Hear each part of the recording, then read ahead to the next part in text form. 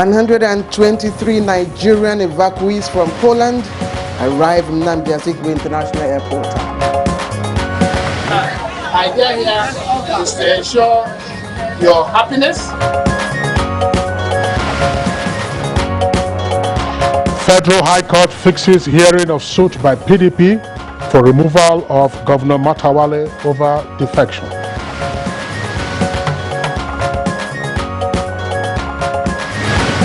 Nigeria Governors Forum partners strategic institutions on security.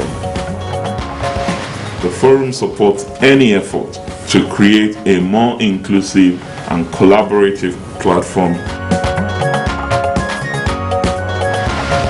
On Good Morning Nigeria today, we focus on kidney health.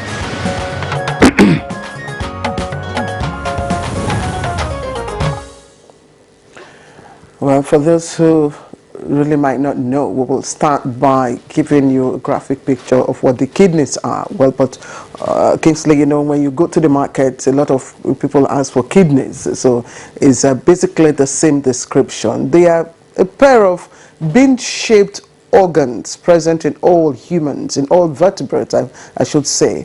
And their function mainly to remove waste products from the body, maintain balanced electrolyte levels, and also regulate our blood pressure. Now, the kidneys are amongst the most important organs in the body. As my colleague Claire has indicated, they remove wastes and extra fluid from the body. The kidneys also remove acid that is produced by the cells of the human body and help to maintain a healthy balance of water, salts, and minerals. So, chronic kidney disease, that's CKD, has been recognized as a leading public health problem worldwide. Now, 850 million people worldwide are set to be living with the disease. Now, the global estimated prevalence of CKD is 13.4%, and patients with end-stage kidney disease need of course, that need renal replacement therapy is also estimated between 4.902 and 7 million. That's right, Claire. Now, some 14% of the Nigerian population is said to have kidney disease. This implies that some 17 million Nigerians have various stages of kidney disease. And the prevalence of chronic kidney disease documented in developed and developing countries range from 2.5 to as high as 35% in the elderly population. And to raise awareness on the importance of our kidneys to our overall health and to reduce the frequency and impact of kidney disease and its associated health problems worldwide, the World Kidney Day is usually observed on the second Thursday in March every year. That's to say on the 10th of March this year. But of course, today is the 11th. That was yesterday. Yes, that was yesterday. So in 2006, there was a joint committee of the International Society of Nephrology and the International Federation of Kidney Foundations, which first started the celebrations of World Kidney Day, and as Kingsley said, second Thursday in March every year. Now, different health organizations celebrate that day to help those people who are living with the disease. But what are the risk factors for kidney disease, and how can kidney disease be prevented, and can it be cured? How can we ensure that the health of our kidneys and remain well functional, in good state, of course, to perform its major functions of keeping our body balanced? These are some of the issues. There are quite other issues emanating, about CKD that we will also be talking about. And our guests that we have assembled will be able to give us some of the answers that, of course, may be on your minds. And that's how we welcome you to today's edition of Good Morning Nigeria. It's a Friday's edition. I am Claire Adilabu Abdul Razak, welcoming you to another interesting episode of the program. I'm Kingsley Osadolo. I join Claire to also welcome you to the program, in the course of which we have our regular complimentary segments live from our network service here in the Abuja headquarters studios. For now, let's join Tessie Omeri, who has the highlights of the morning news. Good morning, Tessie. Good morning, Kingsley. Good morning, Claire. And good morning, Nigerians. Here is the morning news. 123 Nigerians arrived at Abuja airport early this morning. The latest returnees are mostly students who took refuge in Poland as a result of the war in Ukraine.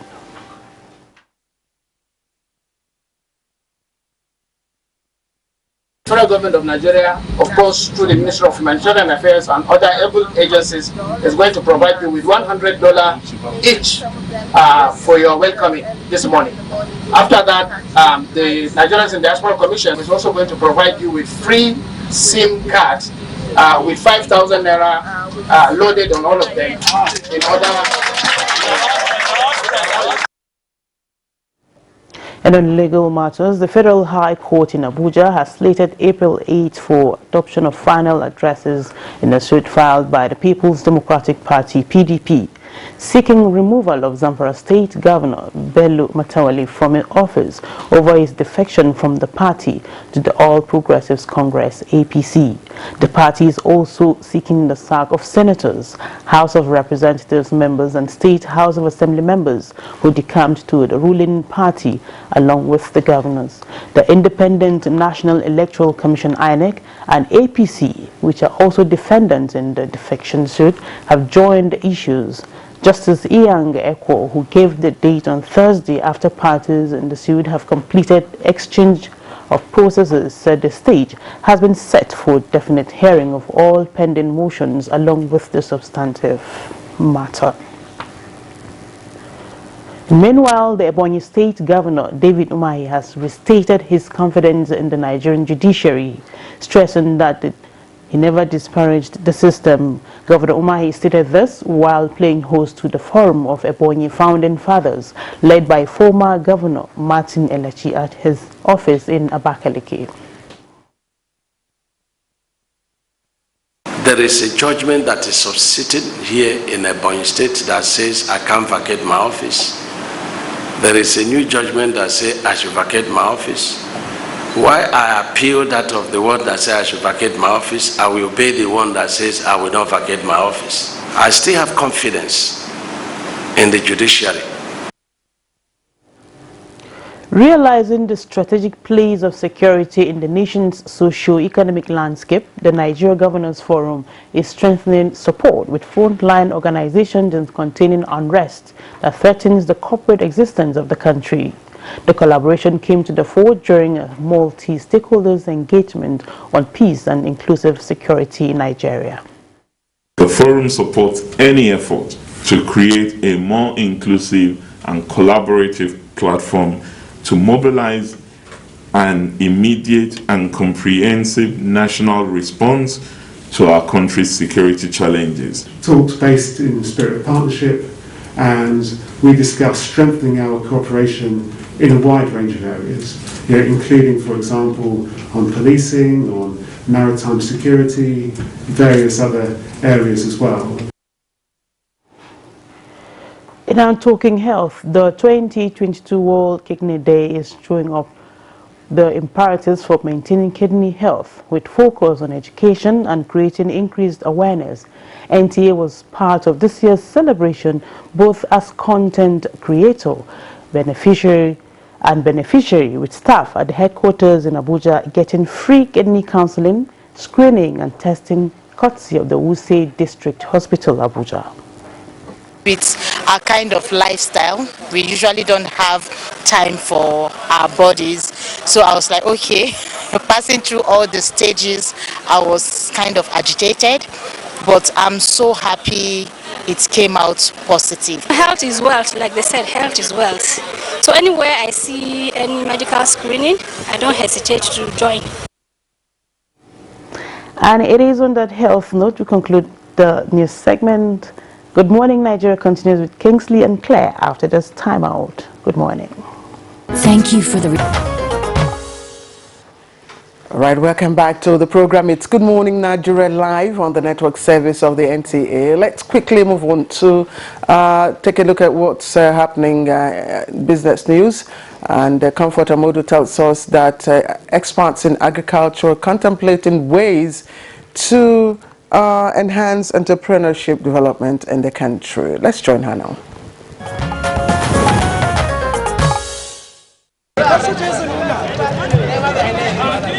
The federal government has continued to accord commercial agriculture the attention it deserves while evolving ways to reposition the sector. With increased demand for agricultural produce in global markets, government has now banned sales of agri-produce directly to foreigners by farmers. It's a development that experts say should be sustained as government redoubles efforts to reposition Nigeria as a regional hub of food production, agri-tech innovation, and entrepreneurship development. The strategies we're talking about based on, opening up land, for instance. Each state, 19 state governments, open up 10,000 hectares of farmland, populate that farm with, of course, one hectare per. We're talking 190,000 youths that will be engaged immediately. Whatever it is you do economically, remember, is driven by demand. And demand is driven, again, by procurement and purchases. They express belief that harnessing value chain of the agri sector will enhance government's strategic drive to boost the nation's economy. With Business News, Comfort Amodu. Thank you very much, Comfort Amodu, for the Business News package, and Good Morning Nigeria. Up next is Newspaper Review.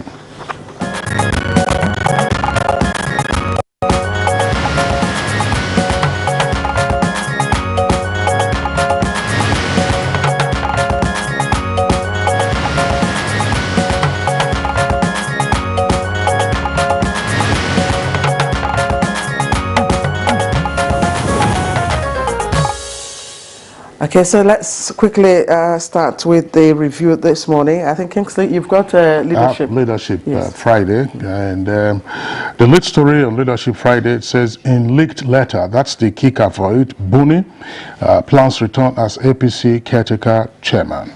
There are a number of writers to that headline. I haven't seen Buni's letter. That's according to Sani Bello, who is acting chair. Opposition swears against party chair. Akeredolu accuses him of planning to supplant president's will, says no black market court order can stop convention. Tinubu lauds President Muhammadu Buhari for intervention.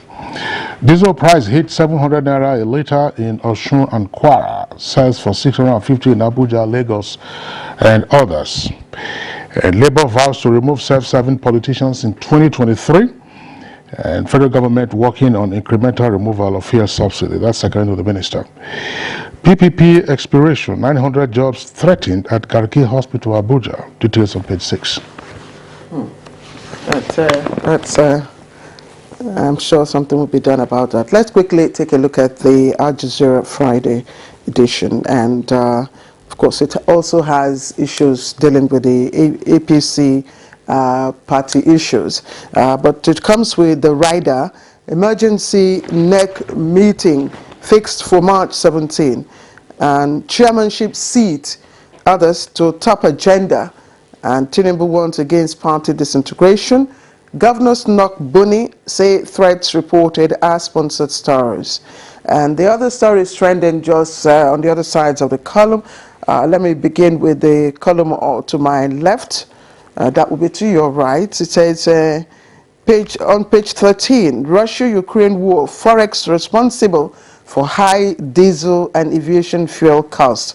That's according to marketers. You see that story trending on page 13. And on page 24, you have federal government Korea partner to enhance Nigeria's e-governance implementation. Sorry, that should be on page 12. The other story on the causes for the high cost of diesel is on page 13.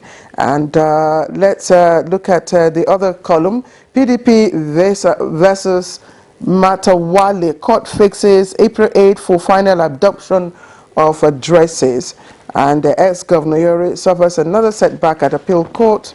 And you say announces additional $10.6 million to boost COVID-19 vaccination in Nigeria. It's also on page 13, and there you see the picture of the Minister of Health, Dr. Emmanuel Osage-Hanire there, and also the picture of the Minister of Environment, Sharon Ikeazo, receiving a document from the Executive Secretary of Pan-Africa Agency for the Great Green Wall. The guest visited yesterday. I think that's this outlook of Al Jazeera Friday. Kingsley? Well, we have only two newspapers, the politics and the others. Virtually nothing for me to comment on. All right. Well, I guess so. These are all party issues, and they are all in court. Most of them are issues that are in court. So, not really much to talk about. But what about the issue of high cost of diesel? This paper is attributing causes to the Russia-Ukraine war as well as forex, increasing forex. So, and you're saying the cost is as high as 700 Naira, that's according to the leadership. 700 Naira a litre in Osun and Kwara, and 650 in Abuja and Lagos. So we'll let the appropriate officials explain why the price like. They'll probably tell you that it's because diesel is deregulated. So does deregulation mean the kind of galloping inflation that we have seen with regard to the pricing? That's the issue. Mm-hmm. Well, okay. In the absence of any other, issue to talk about here, I think we'll just take a short break. When we come back, we will look at kidney and, of course, the causes for kidney disease in Nigeria. The kidneys are two bean-shaped organs, each about the size of a fist. They are located just below the rib cage, one on each side of the spine. Healthy kidneys are said to filter about half cup of blood every minute, removing wastes and extra water to make urine. Kidneys also remove acid that is produced by cells of the body and maintain a healthy balance of water, salts and minerals such as sodium, calcium, phosphorus and potassium in the blood. Without this balance, nerves, muscles and other tissues in the body may not work normally. Therefore, when the kidneys are unable to filter waste products from the blood, dangerous levels of wastes may accumulate, and health experts say the blood's chemical makeup may get out of balance, leading to acute kidney failure or renal failure. This condition can also be caused by diabetes, high blood pressure, heart disease, smoking, obesity, among others. This explains why the second Thursday in the month of March every year is dedicated to raising awareness on the importance of the kidneys to overall health and at reducing the frequency and impact of kidney disease and its associated problems. How to manage kidney diseases or failure is top on the list of what experts already seated in the studio are about to tell us.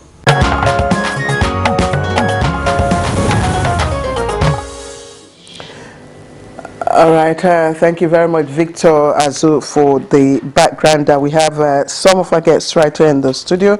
Let me welcome Dr. Salih Ibrahim Kweifa.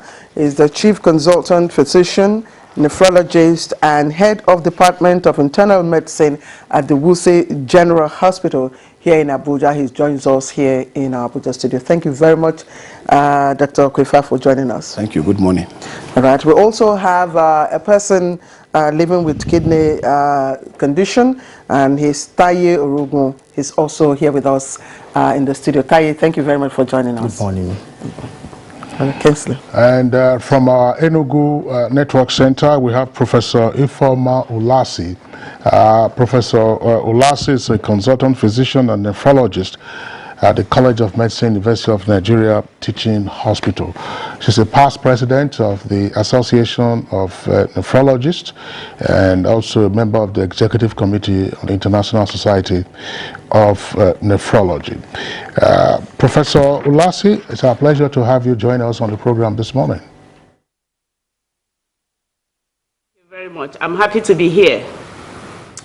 All right, let's start. I would like to start with Taye, so that we can have a better understanding of what we're talking about. Taye, we do really appreciate that you could, come to share your experience with us in the studio. Thank you very much for obliging us. Thank you for the opportunity. Yes.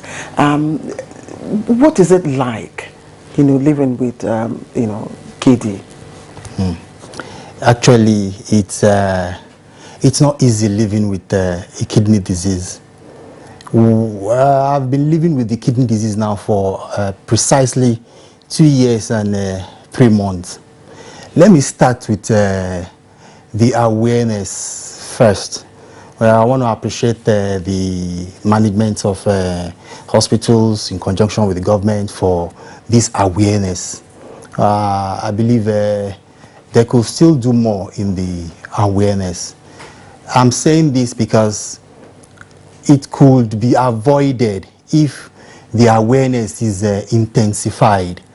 Take, for example, in my own case, I had what is called uremic breath for like 8 months. My breath was bad, and I didn't know it was a sign of a kidney disease. So there was nobody to... Sorry, how do you mean your breath was bad? When I talk, I noticed that people avoid me. So I kept wondering. Initially, I didn't even know. It was when my wife now told me that your breath is bad. Your breath is bad. I kept wondering, why is my breath bad? It's called uremic breath. And the kidney disease was in its very early stage, that period. I was still at work. I was working. And I lived with that uremic breath for like 7 months. Of which, if I had had the understanding of this kidney disease, it would have been able to be averted. So the first 7 months of the kidney disease, when it started, I was still very active and I was working. But I now tend to start living with the bad breath, thinking it was a normal thing, because I didn't have the understanding that it was it was a symptom of the kidney disease, the early stage of the kidney disease. And by the time I realized, I had already started feeling dizzy, nauseated, and stuff. Those are later symptoms. So, and even in the awareness, you'll be surprised that even in the medical circle, some doctors still don't even know the details about this kidney disease. Because when I went to the hospital to complain about my bad breath, nothing was done about it. Then, when it moved to the stage of the later stage of dizziness and nausea, well, that's the later stage, they were treating me for the first 3 months. They were treating me with malaria and typhoid. That was the first 3 months. So I was living with the kidney disease, and the kidney was deteriorating for almost 11 months before they realized I had kidney disease. By then, were you going to the right? That's one of that's where the awareness comes in again, because it's not just going to the hospital; it's going to the right channel, going to the right hospital. Some hospitals that don't even have a nephrology department, that's the kidney department, you'll be surprised that they don't really even know much about the kidney. Because I saw doctors, not that I didn't see doctors, I saw doctors, and each time they check my BP, they will either say it's high blood pressure, it's typhoid and malaria. So by the time they realized it was a kidney disease, after 11 months of living with it, it has gotten to the chronic kidney stage. So I had no choice, I had to start living with it. So it degenerates that fast? It degenerates that fast. If nothing is done about it, it degenerates that fast. So by then I had no choice. I had to start living with it. And the doctor that even diagnosed me was now, I asked her that, how come you knew it was a kidney disease? I've been coming here for the past 3 months. They've been treating me for malaria and typhoid. She said, I can't blame them. That she served in a nephrology department.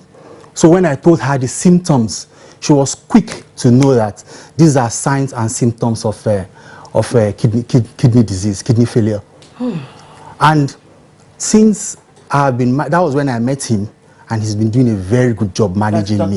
Yes, he's been doing a very, very good job managing me. Now, when I even go out... Let me ask you this question, because you, thanks for the information that you have given out, and we have a sympathy for you in terms of your condition. I was just wondering, when you say you went to hospitals and apparently there was no proper diagnosis, if not misdiagnosis of your condition, did they run blood tests to ascertain? I mean, have you run the comprehensive test, urine test, kidney test? I mean, it's just to say the creatinine, we call it creatinine function. Did they do all of that? Actually, they did that, but in the blood test they ran, the EUCR, that's the creatinine and urea, is not always there before. When they run blood tests, it's always missing. So it was later now that it's been mandated that anytime they run blood tests, the EUCR has to be involved. Okay, thank you. Because you didn't have a comprehensive medical check, but Dr. Salihu Ibrahim Kwaifa, let's bring you here into the conversation. We have the benefit of Taye's presence, but tell us in plain language what is happening to him, so that all of us can learn from this. What's gone wrong? You see, what he had was he had chronic kidney disease, and usually chronic kidney disease at early stage, it's in stages. Stage 1, stage 2, stage 3, stage 4, stage 5. Most people, they don't have any symptoms until at the late stage 4, then stage 5. So that by the time he had what is called uremic breath is nothing but when you breathe out, the odor, the smell is that of urine. People will perceive your breath as if there's urine around. So that's why they avoid him. It's uremic breath. That means at that time, he already have high urea level in his system already. But a lot of people can manage life with high urea level without the knowing, and creatinine level. So until when they reach a stage where the body can no longer cope, and then they now break down and they become overtly symptomatic. So that's what happened. He was able to manage life after 7 months before night was diagnosed, but he was still having his uremic breath. That means at that level, the urea level must have been very, very high, and creatinine. That's why he had the uremic breath. So the only thing we are left with now is people should be educated on that this kidney disease could be a silent disease. So therefore, you must look for it. You must go for general checkup at least once a year. Once you are 40 and above, once a year. If you have all the risk factors like high blood pressure, like diabetes, like your prostate enlarged, and these are the risk factors with some certain infections that can affect the kidney. So you have to go for at least screening twice a year. So without screening, you won't be able to know, because you can live with kidney disease without any symptoms. So that's why the theme of this year is kidney health for all. We have to bridge the gap between the public and what we know. There are a lot of misinformation, and there is a lot of low literacy level among the population about what the kidney does and what the science and simple kidney diseases are. So if you don't know what the kidney does, how can you prevent it? How can you protect it? So therefore, that's the theme of this year, World Kidney Day, which is celebrated every year in March. So that's the theme. But Taye realized on time when he had the bad breath. So what happened along the line that when he was going to the hospital? Was it a case of misdiagnosis, as Kensley asked? So the people that he met in the hospital, they didn't recognize that what he was having was a symptoms of kidney disease until when he met the other doctor that had a better knowledge of the disease. That's why she went ahead and did the kidney function. But that kidney function is already in late stage 5. So that means he has to have a form of renal replacement therapy. That means you have to do the function of the kidney. So that's why he started dialyzing. So and that where we picked him up, we continued managing him up until now that he's preparing to get transplant. Okay, Dr. Kwaifa, thank you very much. But we know that nephrology is a specialization in medicine. Yes. It's possible if you are here, Taye, you could respond to that. It's possible that those who first attended to him were GPs, what we call general practitioners. It is not in all cases, except it is fairly obvious, if it's a silent disease, it's not in all cases that you present at the hospital and they say go and meet a specialist straight away. It's not in all cases. I mean, you have all of this, the art and the science of diagnosis, as your colleagues have told us. That's fine, but we will go over to Enugu now and bring in Professor Ifeoma Olasi. We earlier introduced her. Professor Ifeoma Olasi, let's just have a general take on what the kidneys are and what we can do to keep the kidneys healthy. Thank you very much. First of all, let me thank Taye for coming to join us in this program. That is the whole idea. We want to know how our patients feel, what they understand, and be part of their management. Thank you very much. So the kidney, like you mentioned in your report, is organs that we have in the abdominal cavity. They are placed behind. In fact, this year we're trying to show people where the kidney is placed so that they understand where their kidneys are. The kidneys are right behind here, right behind there, protected by the muscles of the back and the rib cage. And they function to remove wastes from our body. You know, when you take all sorts of things you take, some organ has to remove it, and that falls on the kidney. And the way our Heavenly Father created it is such that the kidney has a lot of blood passing through it. In 1 minute, like you said, about more than a cup of, about a half a cup of blood is passing through it. Enable it do its function so that it can remove waste at all times. And then as it's removed the waste, it passes into urine and then we pass it out. That is one of the reasons why we tell our patients, you must drink a lot of water to help the kidney. It's like when you have in your sink in your kitchen, you're washing plates and you leave dregs and slots from your plates to crowd the sockaway. What will happen? The sockaway will block. But if you use a lot of water, it will flush it out. So the main function of the kidney is to remove waste. It also helps us to regulate the water in our body. It also helps us to control regulate our blood pressure. The way our blood pressure is regulated, the kidney does that. If the kidney is diseased, what you notice is that the blood pressure rises. Why? Because some of the electrolytes, that is the sodium, the potassium, the other electrolytes that we take, cannot be appropriately removed. So you begin to see that things like sodium retain in your system. And once you retain sodium in your system, water will go with it and become swollen. That's why initially they start with leg swelling, maybe facial puffiness, all that. But I don't want to go basically into the symptoms of kidney disease. What I want to promote is prevention. Prevention. If you listen to him, at the time he was having the uremic breath, it was far gone. It was far gone. It was late stage 4, stage 5. Like my colleague Dr. Poifa said, we have from stage 1 to stage 5. Stage 0 is when you are normal. You don't have anything wrong with your kidney. We want to pick you at stage 1, when we can intervene and prevent you from going down to stage 3, stage 4, stage 5. And at that stage, you don't have much of symptoms. So that is why we promote going for health checks. You know, most parents, when their children go into school, they ask them to go and get a medical examination check. You know what they do? They come and meet you and ask you to sign that my child is entering into nursery. You're signing away your child's health. You must have that child go through the simple tests. Urine tests can pick up something in the urine to tell us that something is wrong early. Blood tests can pick it up early. Blood pressure can pick it up early. So if we pick it up early, we're able to intervene. I'm so sorry that at the time he presented late.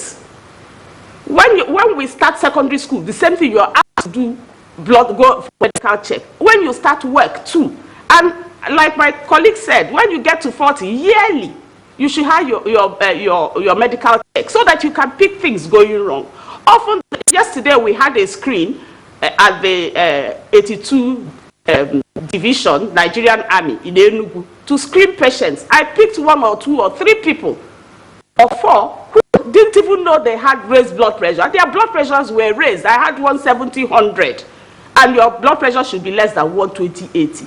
I said the person, go and have it rechecked. Rechecked, it came back 190/110, showing that the person had blood pressure and he had no symptoms. So if you begin to wait for symptoms, it is too late. So my emphasis is on prevention. That is part of why we are promoting health literacy this year. You need to understand these things. You don't wait for symptoms to come. Waiting for symptoms to come shows that you're already late. I have given a little understanding as to how the kidney works and how kidney disease comes late if we wait for symptoms. We need to intervene early. We need to, it's not just the individual. The government will have a lot of part to play. You know, in our environment is very dirty. Refuse all over the whole place. The simple infections we get, malaria we suffer from. Eventually, in some people, it affects the kidney. It affects the kidney because the kidney has to remove all those, when you have malaria, your body attacks the malaria parasite and they form a complex that will settle on the kidney and destroy the kidney and cause inflammation. In Taye's case, I don't know how old he is, but mostly we find out that in younger people, it's the inflammation of the kidney that causes the chronic kidney disease. That is because you have infection that your system has removed. It forms complexes that will settle on your kidney. If those complexes settle on your kidney, they begin to destroy your kidney.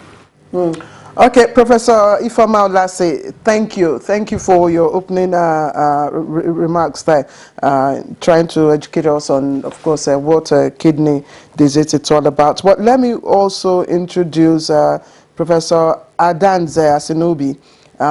She's the president of Nigerian Association of Nephrology. She walked into the studio earlier on. Professor Asinobi, thank you very much for joining us. I'll return to you in a moment. Professor Aliyu Abdul, consultant physician and nephrologist, head of nephrology unit at the Aminu Kano Teaching Hospital in Kano. He also joined us earlier on. He's also a professor of medicine at Bayero University, Kano, and immediate past secretary, General Nigerian Association of Nephrology. Professor Aliyu Abdul, thank you once again for joining us for this conversation. Please just give us a moment. We'll return to you. Professor Asinobi, to keep a kidney condition or disease away, or to keep it at just stage 1 or away at all, we must know some of the predisposing factors. In my research, I came across very interesting, risk factors. For instance, bleaching cream, has been linked to it. I was surprised to hear that. I'm also surprised to hear that bad breath can also be associated, with kidney disease, and be taking over traditional herbal medicine.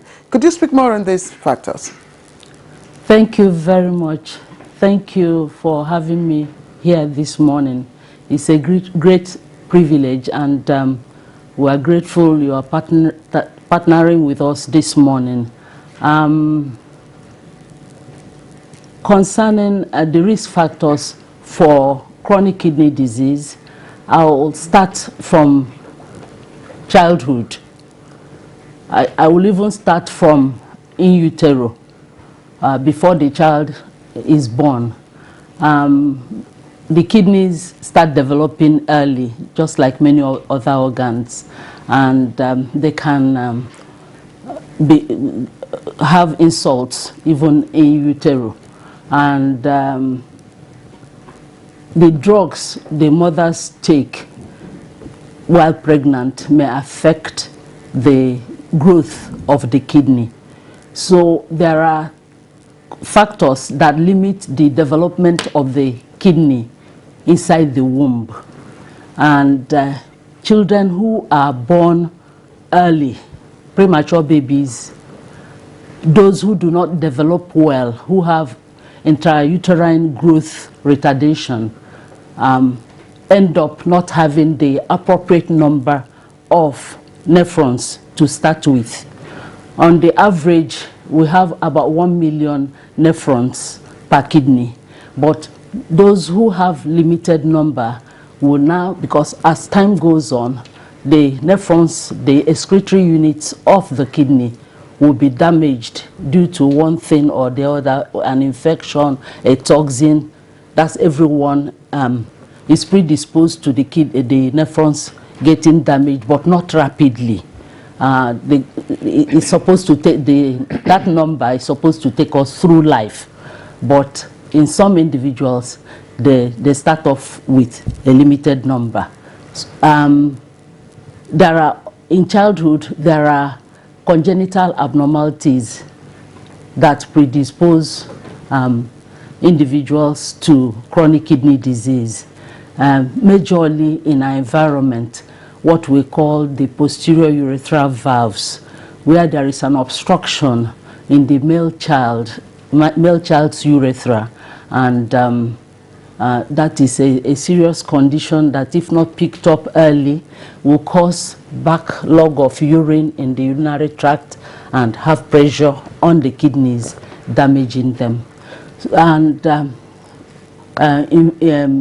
infections in childhood, Professor Olase had mentioned the immunologic damage that occurs when a child has an infection, like a sore throat, skin infection, and they react abnormally and damage the kidneys. Some may respond within a few weeks and normalize, but some will persist with the disease, and chronic glomerulonephritis or chronic kidney disease develops.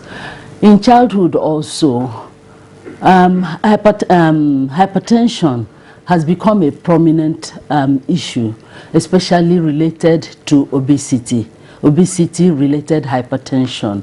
And if these things are not picked up, they continue to damage the kidneys, even though the child looks well. So that is another risk factor. Diabetes mellitus is now becoming common in those obese children.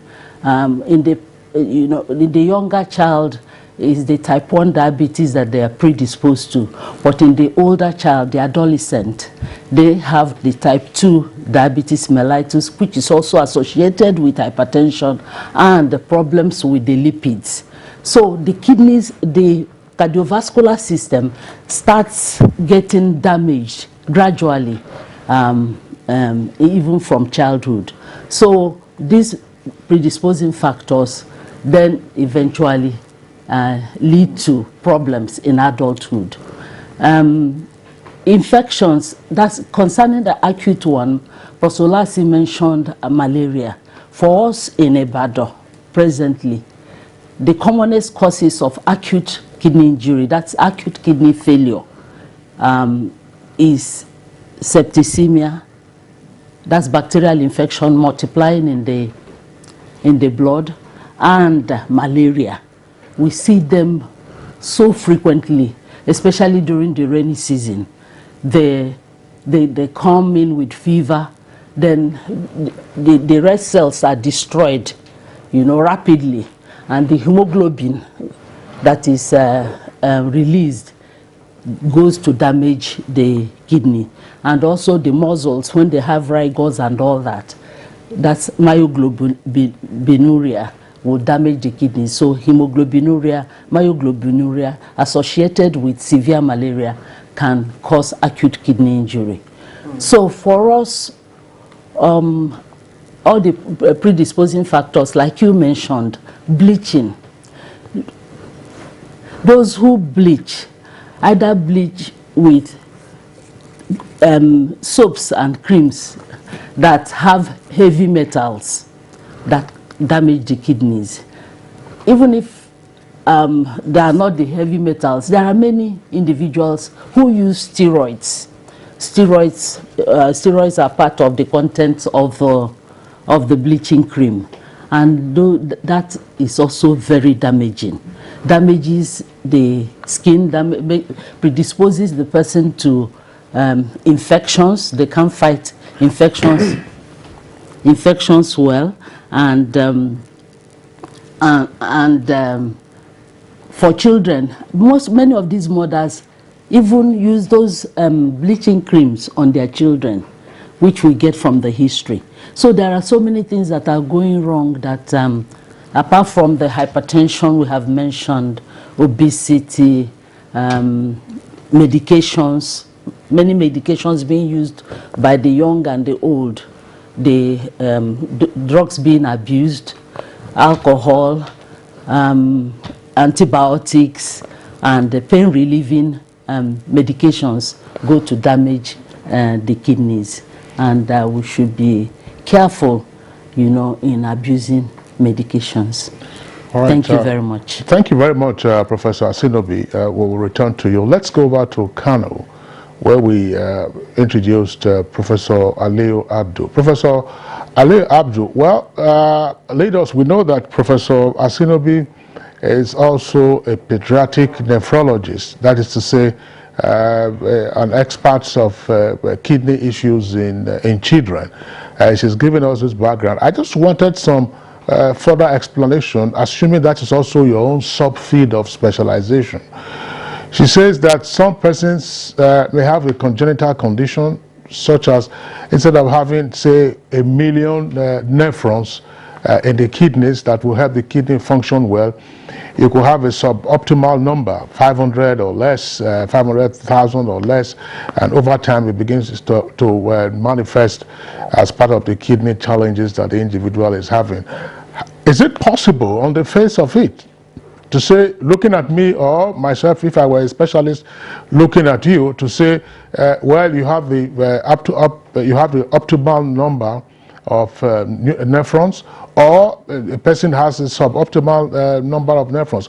What can the individual see as the telltale signs of suboptimality in the presence of nephrons in his or her kidneys?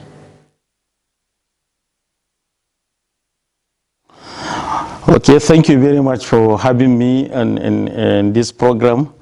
To save time, there are factors that can predispose an individual to reduce nephron number. That's how we call them, reduced nephron number. As she rightly said, some of these factors are in utero, when the patient, when the child is in the mother's womb.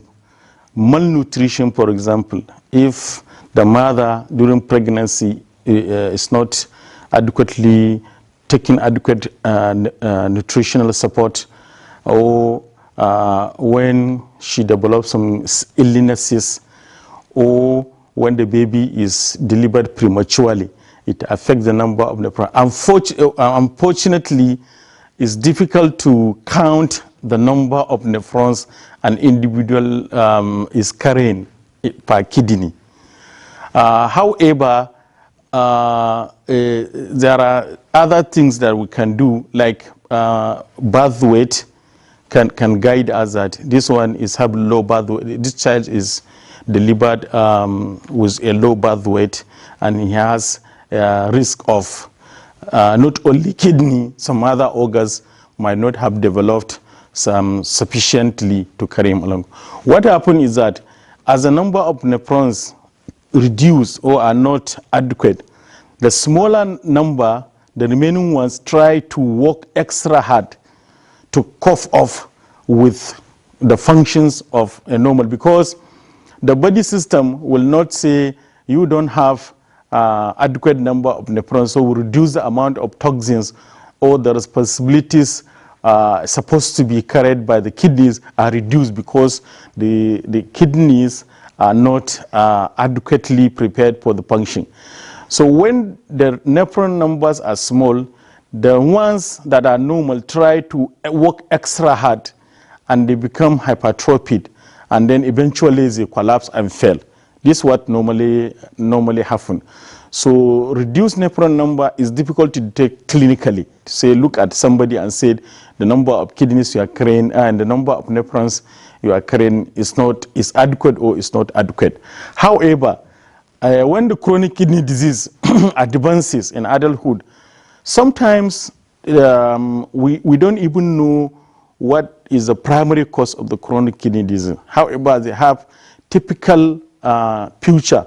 Whatever is the cause of the chronic kidney disease, terminally the kidneys become shrunken, and when you do ultrasound scan, you see that the kidneys are small in size and they're atrophied, irrespective of the etiology of the chronic kidney disease. So that one is a late future to say that the person has inadequate number of nephrons based on ultrasound scan findings. It's a very, very late thing. But earlier on, during adulthood, it's difficult to say this person is having adequate number of nephrons or this person is not having adequate number of nephrons. But going back to the history, issue of low birth weight, issue of premature delivery can give you a guide as to what is happening. Sometimes, some causes of chronic kidney disease, if the patient comes early, we'll be able to detect the cause by doing what we call kidney biopsy. Kidney biopsy will guide us, and then when you look at the kidney tissue that you got from the biopsy, you say this is the type of kidney disease that is affecting this patient. It's likely from this cause. So when you take an appropriate measure, you will be able to slow the progression into end-stage kidney failure. But as I rightly said, it's difficult to look at somebody and say you have reduced nephron number. Thank you. Right, Dr. Professor Ali Abdul, thank you very much. Let me come back to the studio. Dr. Saliu Kwefa, I'd like for you to also talk to us about an interesting, discovery that I made, and it's about the fact that one can also inherit a particular gene which was thought to be protecting us blacks, from sleeping disease, sleeping sickness, what you know as sleeping sickness, but which has turned out now to be, a trigger of kidney disease. Yes, kidney disease, for some reasons, is very prevalent among black race. So black people are prone to kidney disease, right from the way we are made, actually. So I'm coming to your question, actually, but why is it that the blacks, are prone to kidney disease? There are so many factors, actually. One, the way the environment was situated is hot, usually tropical environment, Africa in particular. So we have a lot of heat. So our kidneys evolved, to be able to conserve salt and water, so that because of the heat, it's a compensatory mechanism. So that's why when we're exposed to salt, we can easily become hypertensive. And high blood pressure in blacks generally is volume dependent because of salt. That's why all the drugs that can treat blacks with hypertension, you must include something that can make you urinate a lot and take out the salt in you. That's one. Then there are other genetic factors that are seen among blacks that make us more vulnerable to kidney disease. That's one MYS gene. It's a gene that we inherit. That gene predisposes to hypertension, to hearing abnormality, to kidney disease and the rest. Then the one you mentioned, our forefathers in those days, they have a lot of diseases, so they must survive. Human race must propagate. So therefore, God gave them the ability, the body ability, now to change so that they can resist certain killers diseases. Even malaria, for example, malaria. Why is it that malaria was killing us? So we developed a particular gene to protect us. That's the sickle cell gene. But those that overexpress it, now we have disease. Those that are carriers, like AS, they are protected from malaria, and therefore we survive. So the same thing when sleeping sickness in West Africa was killing us. So now God made it the way that our body developed a gene. This gene is called APOL1 gene. APOL protein is a very technical name, just an APOL gene. So this gene now protects us from dying, our forefather from dying, from sleeping sickness. But now, sleeping sickness is gone, we're not going for it, but you will still have this gene in our system. So this abnormality of this gene now will make you more vulnerable to develop chronic kidney disease. And there are a lot of studies in Africa, going on in the US, among our centers, even Nigeria, to see the impact of this abnormal gene from protective sleeping sickness now to make you more vulnerable to kidney disease. So it's going on. That's a gene like that. So we have a lot of genetic makeup that make us vulnerable or susceptible to kidney disease. And one of that gene is that protect us against sleeping sickness. That's APOL1 gene. Okay. Thank you very much, Dr. Koifa. I mean, the human nature is very complex. The whole idea of survival of the fittest, yes, you know, and having to be in the cradle of humanity, which is what Africa is, and life started around the tropics. I want to bring in again Professor Asinobi. Professor Asinobi, well, explain to our viewers further the linkage between malaria and kidney disease. Otherwise, the received wisdom was that malaria parasites normally will reside in the liver. Now we're hearing about kidney. So what is the linkage? How does it translate, move from kidney now, sorry, from the liver to kidney? And yeah, so just let's have this understanding. Okay. Malaria parasites can cause acute severe destruction of red cells, you know, if it's severe. Okay, that many of these children then come down with severe anemia. These are the things we battle with constantly in our environment. Severe anemia, and then there will be release of the hemoglobin, which may not be passed, which will come in their large quantities, and then damage form what may look like crystals and damage the kidneys. A lot of inflammation. So some factors are released that would also damage the kidneys. But the good thing about it is that if you catch them early and give the anti-malarials, many of them will recover. Quite unlike when it is due to the bacterial infection multiplying in the blood. That one, the inflammatory process, inflammation and the things that are released are more toxic, and many of the deaths we record from acute kidney injury come from sepsis. Malaria parasite, that is P. falciparum. We have P. malaria, Plasmodium malaria, which has been associated with kidney damage since the early 90s. So P. falciparum is the one that causes the acute damage. The P. malaria causes a chronic damage. And individuals with this disease develop what we call nephrotic syndrome. They get bloated up and pass out a lot of protein in urine. With that massive passage of protein in urine, the albumin, the protein in their blood, reduces and they become very big. That is one of the commonest conditions we see in our pediatric practice. That is nephrotic syndrome. But the pattern is changing. With the advent of potent anti-malarials now and its accessibility with ease, many patients don't come down with the P. malaria that used to cause that nephrotic syndrome. But other viruses in our environment now are causing nephrotic syndrome. We have hepatitis B, C. we have other viruses like the HIV. We have,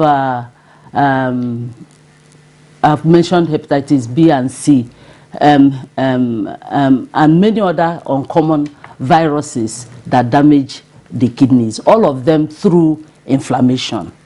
Okay. Okay. Just to say that the fact about school health is so important.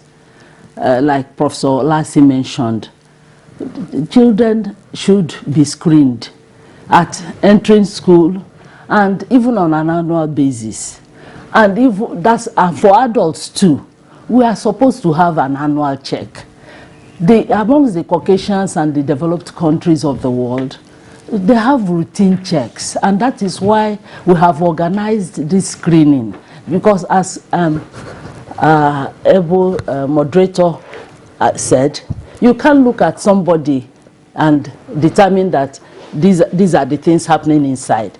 That is the major problem the kidneys have. Everybody focuses on the heart, focuses on cancer, focuses on other ailments that are killing our people. But the kidneys, because they are inside, we can't directly feel their effect. The attention is not being paid on the kidneys, which is very sad. Unfortunately also, the kidneys, when they fail, will present with features, that may look like they're coming from other organs. Like if a kidney fails, there will be metabolic acidosis, that's the acid level in the blood rises. So they will be breathing with difficulty, faster and deep breathing. And anybody that sees them will think they have pneumonia, while the origin of that respiratory difficulty is from the kidney. They have hypertension, and they're thinking about the heart. The heart and the kidneys have a very good relationship. And we describe what we call cardiorenal syndrome, cardiac kidney relationship, cardiorenal syndrome. Okay, and as Professor Lassie said, about 25% of the output from the heart passes through the kidneys. So anything that is happening to the heart, will injure the kidneys. Yes, well. And when the kidneys are injured, the back effect will go to the heart. And there are so many things that are hidden. The kidney is an amazing organ. It's small but very complex in its activity. And it will hold on and resist, So is it the convulsion? The thing that will be causing convulsion or making somebody enter into coma may be originating from the kidneys. We have what we call uremic encephalopathy. When those toxins have accumulated, the person starts speaking incoherently, and unfortunately, some of them die because they will think that they are witches. They will be saying things that they didn't do, and because for you to make that diagnosis, blood tests must be done, ultrasound tests must be done, and also the hypertension itself may be originating from the kidney disease. Hypertensive encephalopathy will also cause convulsions and coma, and it will be ascribed to the CNS, while the origin is from the kidney. So all those strokes, all the heart failures, all the respiratory distress may have their origin from the kidneys, and the kidneys must be tested. Even amongst us as clinicians, many people don't do electrolytes and urea and creatinine routinely, which is what we all should be doing. Maybe a child comes in with malaria, and you just treat the anemia and the whatever else, low blood sugar that they present with. They won't do the test for kidney function, okay? And then days after, the child dies. Okay, so we should take this aspect of investigating the kidney, since we cannot feel it, you know, it's only through those tests, the blood test, the urine test, the ultrasound. Those are the things that will guide us in making the diagnosis of kidney disease. Are these tests cheap?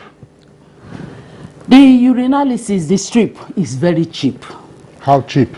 One bottle containing the strips, containing about 100 strips, will cost less than 2,000 naira. Okay, we will look more into the test and its affordability. But let me, before I bring in Taye, I want Professor Olasi to also speak. I see a lot of young women these days. You know, if you tune onto your TV sets, you know, across all platforms, you'll find, you know, patients, kidney patients, mostly female, in their very young female, soliciting, you know, help, you know, for either dialysis or for transplant and all that. Is there a reason why more women are coming down with kidney disease now? Thank you very much for your question. First of all, let me thank my president, Professor Adenza Silobi, for giving a lot of perspective to kidney disease. And also, maybe if you give me time, I want to speak to our policy makers, because the policies we make regarding things, health is very important. So coming to feeling that kidney disease is more prevalent in the young women. Indeed, in the studies we did, it's slightly more in men, slightly more in men. But the problem with women is that women are usually not the providers. So oftentimes you find out that when they are ill, things are not taken seriously as it is when it is the male that is ill in the family. Indeed, a few years back, I did put out an article on the gender bias in treatment of people with kidney disease. What I was highlighting there, because I looked through our charts and our data in the University of Nigeria Teaching Hospital, and what I found was alarming. You find out that when the patients first present, a lot of the males come, and then subsequently, a lot of the males come and a lot of the women.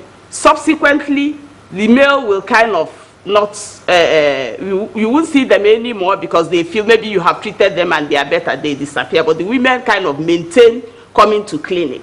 And then when it comes to services that are more expensive, like dialysis, which Kwefa has mentioned, like transplant, they fizzle out. In that paper, I found out that out of all our patients, especially when it got to dialysis, maybe if we had 100 patients, only about 20 that were female that could maintain dialysis, and they couldn't even maintain it over a month. I recall one of my patients then who needed to have a transplant, and this brother had offered to give her a kidney. The mother refused.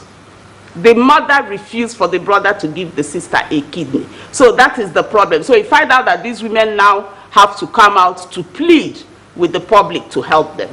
The other thing is also pregnancy and issues related to pregnancy predispose us to kidney disease.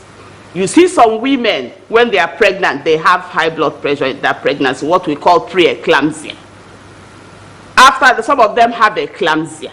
And all these things affect the kidney. Some of them after that will continue with the hypertension and eventually end up with kidney disease. So there are a lot of things that expose us to the women folk to kidney disease. So coming to what I want to say about the policymakers, we know and we are working on WHO, the International Society of Nephrology, and all such international societies of nephrology are working on WHO to include chronic kidney disease as one of the main diseases. Right now we have cardiovascular, respiratory, cancer, and I think mental health was recently included. We should have chronic kidney disease. If you listen to what Professor Sinobi was saying, you could see the link between kidney disease, all these diseases they think are coming from maybe the head or the heart are actually coming from the kidney. Most of our patients with kidney disease die from cardiovascular effects of the kidney disease. So they are now posing as it is cardiovascular, but the real source of their illness is the kidney. And if it were handled early, they would not present with the cardiovascular issue. So thank you very much for that. Okay. Yeah, thank you very much, Professor Olas. I want to know if Professor Aliyu Abdu is there from our Kano Network Center. Professor Aliyu Abdu, just before we bring in Taye one more time, let's get something right. I mean, the numbers you have read out, the various scenarios, they're quite informative, no question about that. But what we also observe is that, I mean, let's be realistic, people are not just dropping dead on the street because they have kidney issues. Congenital conditions and persons who have it, those who are not dropping dead, who probably are walking dead, what is it that they are doing right?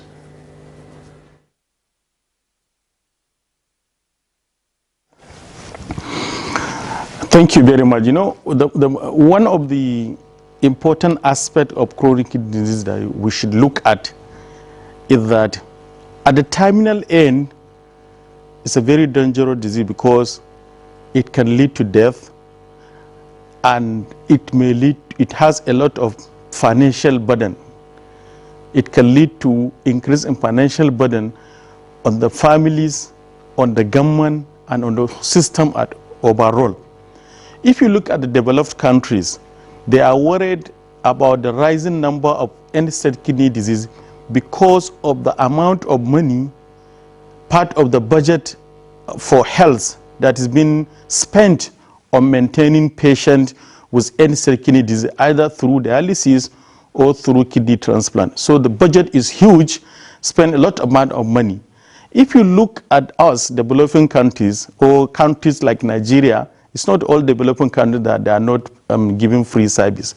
But if you look at countries like Nigeria, the financial burden on the families is a serious issue to look at because people pay out of pocket to get the treatment for end-stage kidney disease. But one good thing with chronic kidney disease that is preventable. If you can prevent or slow the progression of the disease to end-stage kidney disease. When we talk about chronic kidneys, people just think of dialysis and kidney transplant alone. But the most important aspect why we are worried are the earlier stage. When you screen, when you detect the disease early, you can be able to institute measures that will prevent the patient from going into stage 5 or end-stage kidney disease that will require. If you look at what happened in the US, the number of patients with chronic kidney disease was rising until they start taking measures. By 2014, the number of kidney disease in the US stabilizes and it reached a plateau. It was no longer rising because they took measures on preventive aspect. They screen patients, they detect early, they take measures. But in our environment, the number is rising. While we cannot afford to treat the patient with end-stage kidney disease, we are not doing enough to catch them early and institute preventive measures. What Professor Olasi was saying about policymakers is very important. So that's why the theme of this year's chronic kidney disease is a knowledge gap. Knowledge gap with the community. Let the community understand this chronic kidney disease. Let's understand the suffering of patients with chronic kidney disease, with end-stage disease. Let the community support patients with chronic kidney disease, with end-stage renal disease. Let us put our head together and see how we can help patients with chronic kidney disease, very expensive disease to treat. I give you an example what people do in Kano or in some parts of around Kano. We have kidney foundations where we go out and ask the wealthy people to donate money to help people who cannot afford treatment. This foundation recently paid for kidney transplant for a patient. This is what community can do. A community put themselves together and raise up a dialysis center in Hadeja, community dialysis center, where they are offering cheap dialysis service. This is what can community does. And then the health workers, you have heard the sad story of Tai. Let the health workers understand, because most of the people in this part of the country, when they are sick, the first point of contact is a chemist.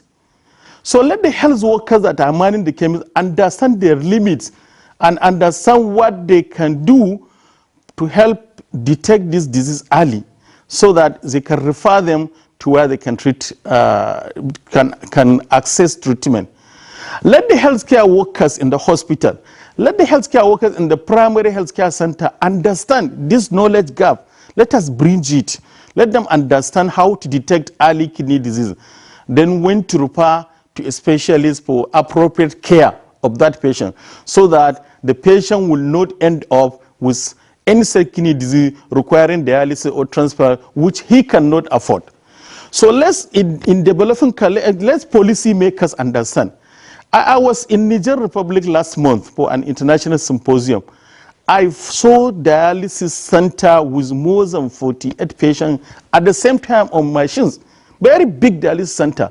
And all of them were receiving dialysis treatment free of charge, with AB fistula, with all the complementary treatment of dialysis, free of charge. I said, wow, so can this happen in developing country? So let the policy makers understand. We are losing a lot of young people, young men and women in their in highly productive age because of end-stage kidney disease. How can you prevent this? How can you support these young people with chronic kidney disease? People like Tai, how can we support people like him that are in the community? So let our policy look at not only chronic kidney disease, but other non-communicable diseases. Unfortunately, in developing countries, we are still battling with malaria, we are still battling with typhoid and tuberculosis, HIV, and other infections. But then the non-communicable diseases are coming. And very soon, non-communicable diseases will take over these infections. Unfortunately, until our policy makers look at this issue, how to control this non-communicable disease, the health system we have cannot take care of the two at the same time. So let's look at our policy. Let's concentrate on preventive measures. Let's see how we can detect patients early and institute measures that will not prevent them from going into end stage where they need expensive treatment. So let the government, the community, the health workers, and the patient relatives, and the patients themselves, let us come together and see how we can help ourselves.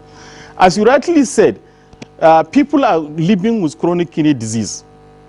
But it's so good to hear that when you get the patient in early stage, stage 1, stage 2, stage 3, if you take care of medication, you visit your doctors frequently, you take care of your diet, you take the measures that the advice is given to you by your caregivers, you live well with this chronic disease. You'll be able to slow the progression at least till now, as Professor Ulasi rightly said, when things are done appropriately, most of the patients die with other things, not the chronic kidney disease. So you see, you'll be able to hold the progression of the chronic kidney disease. The patient will live long, and he will not even reach the stage of kidney failure. So I'll give you an example. If you are diagnosed as hypertensive, take your BP control serious. Take your drugs, go for your follow-up. The same thing when you are diagnosed diabetic. Take your drugs serious, take your consultation with your doctor serious.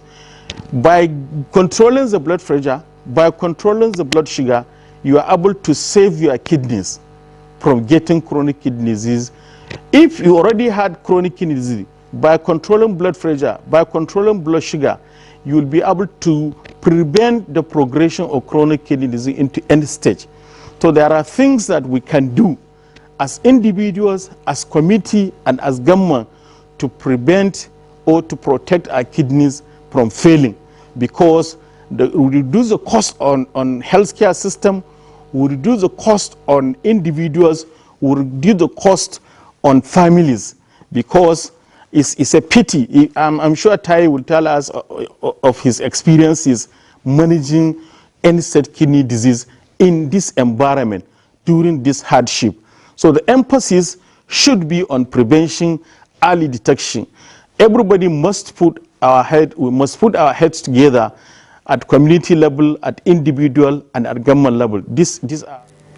Professor Abdul, thank you very much for all the points that you have raised. Surely, Taye will speak to us, share his experience of, you know, I mean, the burden of this disease on him and, of course, on his family. But that will be when we come back from this short break. So, ladies and gentlemen, I crave indulgence to go for a break. Thank you for...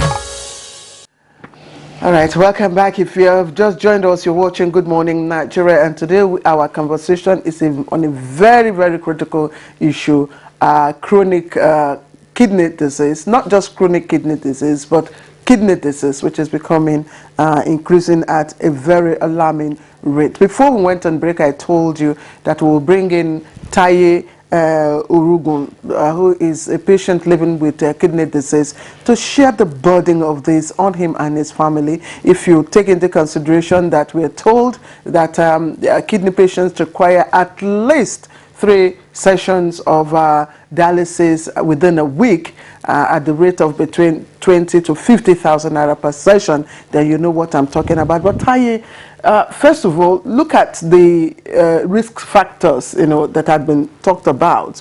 Which one of them resonates with you? Which one of them was your behavior, you know, before you came down with the disease? And then share the burden, you know, of managing this ailment with us.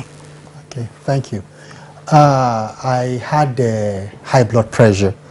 Before the disease, I was managing high blood pressure for 5 years.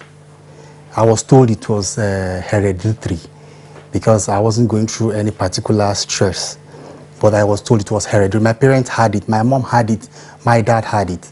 So when I had it, I managed it for 5 years before I had the chronic kidney disease. So I was told it was the high blood pressure that ended up with the chronic kidney disease. But now this still comes back to awareness. When I had it, I did not know that high blood pressure could lead to chronic kidney disease. This is where the awareness still comes in. Now, if I was aware that high blood pressure could lead to this, there are so many things I did that I wouldn't have done, like religiously taking my drugs. That is the antihypertensive drugs. What I mean by religiously taking it is that there are sometimes I go several weeks without taking it due to the fact that either I forget or I'm probably too busy. And I'll just like, it doesn't matter. I'll take it when I remember. This shouldn't be so at all. He told me that you should take your antihypertensive. Don't you eat? I was like, why will I continue taking drugs for the rest of my life? That is the layman orientation. Why will I keep taking drugs for the rest of? So there are some times, even when I miss it, I feel it's no big deal. I'll take it, which shouldn't be like that. There should be a kind of orientation concerning these drugs. Then the nature of my job, I hardly rest sometimes. I drive myself because I worked in the petrochemical industry. You know, as a young man trying to make ends meet, you know, when you push and it's result driven, the more you push, the more result you get, the more you continue pushing. You push harder. And when you are supposed to rest, you feel you can do more, and the body itself needs rest. So this still comes back to awareness. Now, before I got this disease, I have never heard of chronic kidney disease until I had it. I've never heard of it. I heard of it briefly, but I didn't know what it entails. I don't know what's dialysis, and I work in the petrochemical industry where even in the factory, so many precautions that needs to be taken were not taken. The inhaling of all these chemicals could lead to chronic kidney disease. Now, an average person in the factory does not know this. He doesn't know that continuous inhalation of this could lead to chronic kidney disease, could lead to the damage of the kidney. And it's not as if the organization, it's not as if they don't provide them with all the necessary things to help them, but they just don't see it as necessary. Now, this still comes back to, I know they are doing a lot about awareness, but this still comes back to awareness. Now, in issue of awareness, how many industries, how many organizations has been visited and enlightened or cancelled or about chronic kidney disease? Because most of the reason why people have it, major reason why I had it was because I didn't have enough awareness. That was, if I know what I know today, I would never have had it. What about the burden? Now that's where I'm coming. Now the burden, it's I believe government should be able to, they should treat chronic kidney disease like a global pandemic. It's so financially hard, you understand. Now, I'll do a rough estimate. I do dialysis between 2 to 3 times in a week. In Abuja right now, the cheapest place where you get is the Federal Hospital, General Hospital, and you get it for 25,000 per section. Now, to manage to do 2 sections in a week, that is 50,000. You are supposed to take erythropoietin and iron, that is to build your blood, because the disease comes with shortage of blood. Automatically your blood will continue here. So now, the injection average of 10,000, that's 60,000. Now, you buy drugs, you run tests, you're supposed to run tests on maybe weekly or 2 weeks basis. Now you run tests, so an average of 70,000 naira in a week minimum. In 2 weeks, that's 140. In a month, that's 280. That's average of 300,000 in a month. And right now, I'm not even working, because when I had the disease, even my organization didn't know anything about the disease. So they felt it was something that, they knew I was sick, so they felt it was something that I would come back to work after like 2 or 3, 4 months. But when they kept calling 2 months, 3 months, 4 months, they were paying my salary, and I was not resuming back at work. So they called me after a year, are you not coming back to work? And I said, I'm trying to get myself. They said after a year, they had to let me go. So imagine me now spending 300,000 a week without a job. That is how hard it is. Now, if the government... 300,000 a month. A month. Sorry, 300,000 a month. Without, how many people even earn 300,000 as salary in the present day Nigeria? Then if you even earn 300,000, are you not going to pay for school fees? Are you not going to pay for house rent? Are you not going to feed your family? You have children? I have children. I have 2 lovely kids. How old are you? I'm 45. Now, the issue about the occupational predisposition to chronic kidney disease is one that you've touched on. Occupational health standards are very poorly maintained or even excuse me, enforced around the country. People just take things for granted.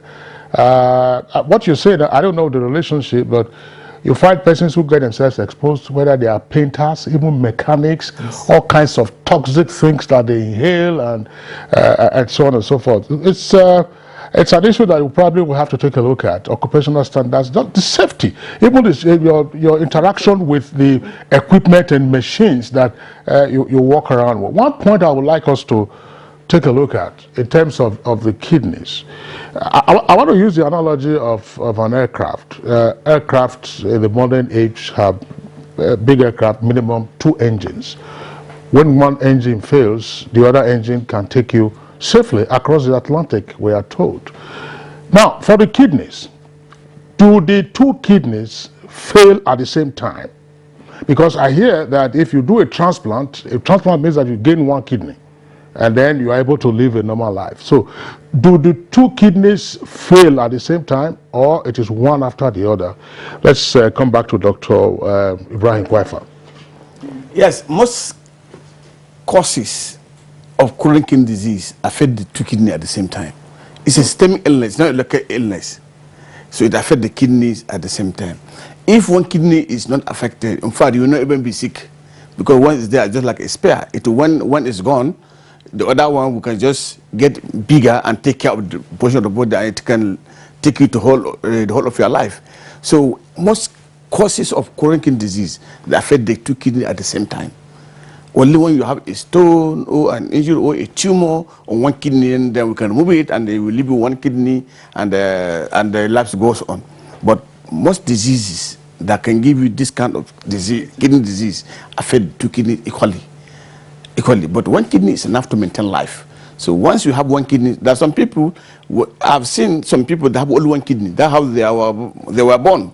And they wouldn't know. They don't even know. It routinely, by accident, they do some tests and they find out that they have one kidney not developing. The other one just develop. Some they have one big kidney fused together, just one in the pelvis, that's all. And they live well. Some they have a tumor on the kidney, the other kidney will be removed. Or maybe a very big stone, giant stone that destroys the whole kidney. One will be removed and you will live your life with one kidney.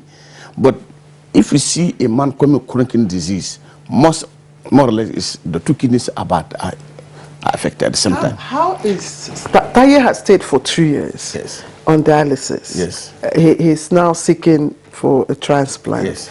How is he able to, sustain for this? Yes, he told the story, but there are a lot of effort, a lot of seeking for assistance.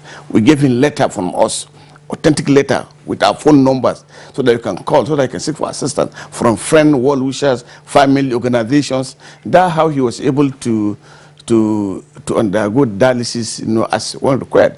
And he was so fortunate that a lot of assistance came his way. But it's not adequate. Transplant is very expensive. Even the dialysis itself is very expensive. 600,000 per month for 1 year. That is 3.6 million naira. Minus other things that are unforeseen. So it's a very huge. How long can you be on dialysis? You can be on dialysis as much as possible. There's no time limit. People have been on dialysis for 20 years or more. You can be on dialysis, provided you can do adequately and take care of it. But the most important thing, the dialysis done must be adequate for you, so that you can be on dialysis. It's now a fairly familiar story, because we had a classmate who came down with this, and we know how costly it was at the time, to get help to him and get a transplant eventually. So I don't know what the numbers are now, but at that time it was around about 12 million or so for a transplant, and then of course post transplant care. It's something that Taye Orogun, who is here, you've been out of work for 2 years now. Dialysis, of course, is costly, 300,000 a month, 3.6 million in a year. By the time you get it into transplant, it's also pretty expensive. So those, of course, who can be in a position to assist him, should do so. Is bold enough and courageous to help enlighten our viewers as to what is happening. I just want Professor Adanze Asunobi to also speak to this issue. Yes, we've talked about prevention, and of course there will be many more aspects that we can talk about, but can the kidneys self-repair if they are damaged? And if so, how?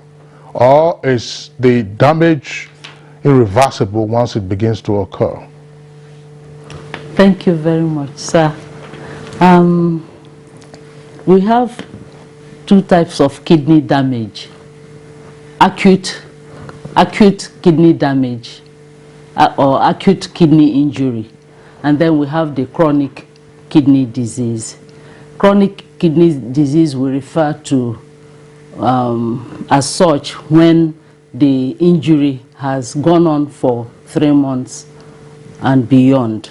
But the acute kidney injury will occur within days and weeks, and that can be reversed. At that point of acute injury, it can be reversed if appropriately treated. But if not, it becomes a risk factor for chronic kidney disease. So the amount of inflammation that would have damaged the kidneys, we haven't said, I haven't said anything about diarrheal diseases, that can be severe, that anything that will lead to reduced perfusion blood going into the kidneys will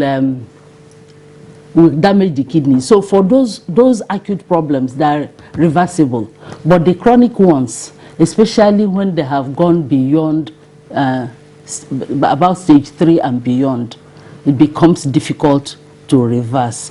And as my colleague said, there are measures we can take to cause at least a halt or some reversal of that injury. Okay? Of what use is water to the kidney? Intake of water. Very, very, very important. We are supposed to take about 3 liters of water per day.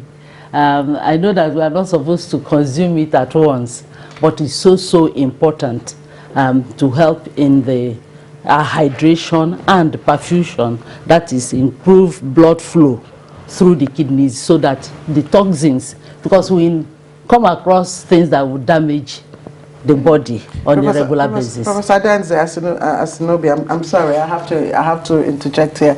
We're running out of time. I just want to bring in Professor Ifeoma Olase briefly, so that she can also conclude in just in less than 30 seconds. Professor, if you may, I'll be very grateful for that. How can we mainstream this disease into our primary care health system such that it becomes part of the routine tests? What I want to say is that for the World Kidney Day, we have what we call 8 golden rules. That is for everybody, not just at the primary health care. Be active. Reduce salt in your food. Drink a lot of water, about 3 liters a day. If you have blood pressure, control your blood pressure. Take your medications. We heard from Taye. If you have diabetes, take your medications and control your blood sugar. Do not smoke. Reduce your alcohol intake. And do not take NSAIDs, these drugs, non-steroidal drugs like Indocid and Feldin, when you don't need to take them. Those things destroy the kidney. If we do these simple measures, we'll be able to control the number of people that have chronic kidney disease. For the primary health care, if you get a case, please check the urine. Check the blood pressure. If it's possible in your center to do the creatinine, do it and refer the patient to a place where the person can get appropriate treatment. If that was done in Taye's case, Taye will not be here today. Thank you very much. Professor Olase, thank you very much. Professor Aliyu Abdul, I would like you to also very briefly talk about how some of the occupational predisposition factors can be avoided. I mean, there are persons who engage in some otherwise very dangerous sports, like boxing. You see sometimes when a boxer is hit somewhere around the back of the abdomen, the boxer just goes down and becomes a TKO. So, but in the case of those who work in hazardous environments, what can be done quickly?